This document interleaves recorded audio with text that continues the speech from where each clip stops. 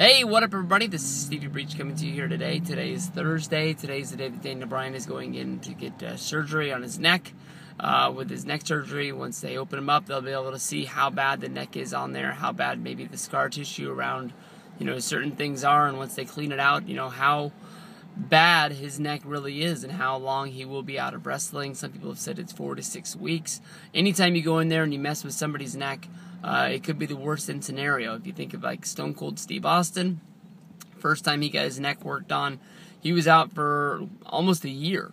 And you remember with Edge going in there and getting his neck worked on, he was out for close to forever.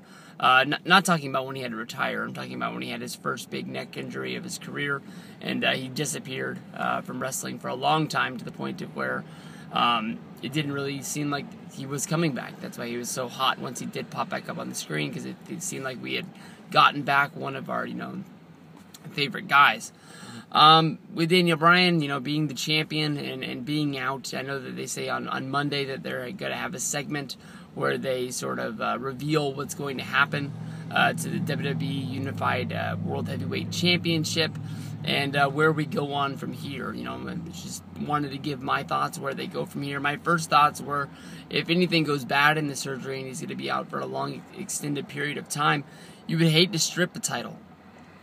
For the one reason of, Daniel Bryan being, the guy that they built up for so long, this 2 year sort of storyline of him, not being worth being the World Heavyweight Champion, losing to Sheamus in seconds, getting the bro kick, and then him building himself back up, even though the Dr. Shelby and Kane stuff was kind of ridiculous in a long, kind of story. It got us to the point where we are here today with Daniel Bryan having to prove to Kane that he wasn't the weak link of the team, that, he was going to go out there, and he was the first member of the WWE to pin a member of the Shield who was running buckshot over the company, and he was able to, prove himself by beating Randy Orton, proving himself to everybody in the back that he was a guy to be, reckoned with, and stepping up to the plate at SummerSlam and beating John Cena, only to have, Randy Orton and Triple H basically cash in on him.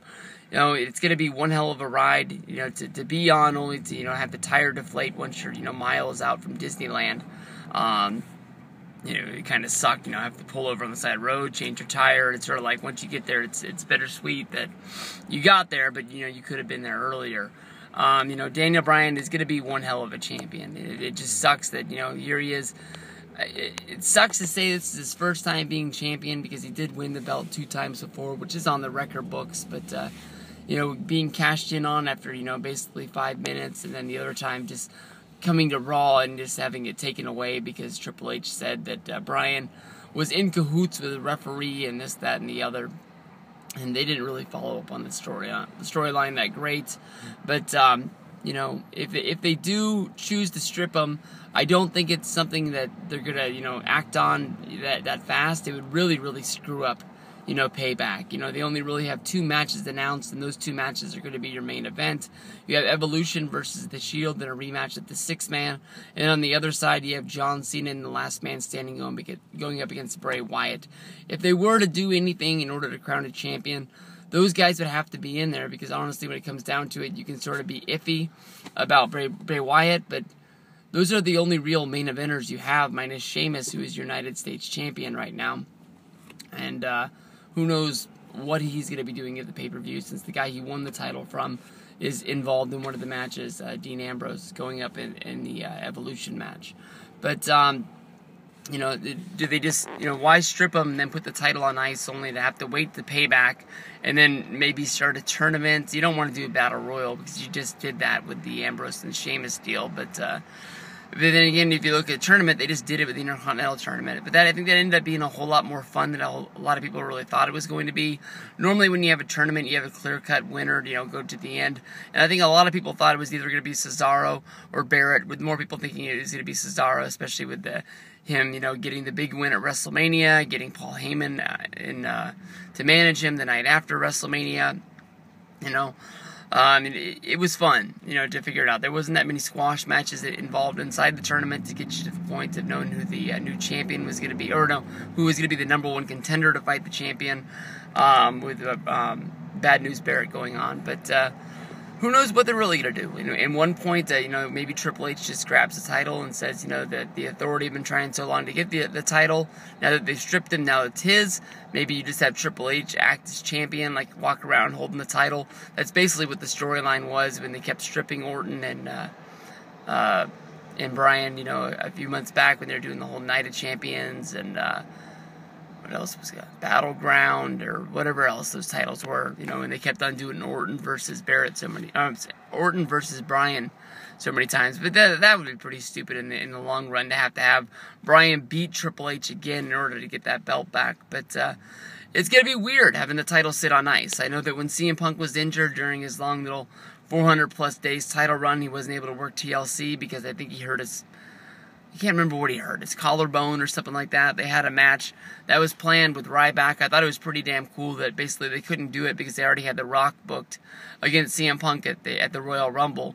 But they gave us Ryback versus CM Punk on Monday Night Raw on the first Raw of the new year. And they made that match really stand out. They made it really seem like it really mattered and it was a real big deal, even though, CM Punk won the match and I think everybody knew he was going to win. It was a fun match to watch on Raw, and it was a memorable moment of that year. So, what do you guys think is going to be going down with the championship? Do you think that Bryan's just going to be able to come back and do something? I know that there's rumors of Brock Lesnar coming back, wrestling at 2 pay-per-views, SummerSlam and Night of Champions in August and September. Do you bring him back for back-to-back pay-per-views if it's not to be in a match for the WWE Championship?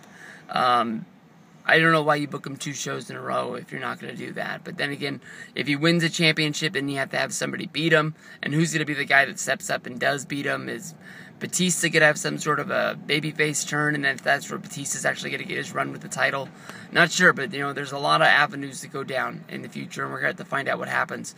Looking out for the news on Bryan later today, and then we'll be looking to see what happens on Monday Night Raw.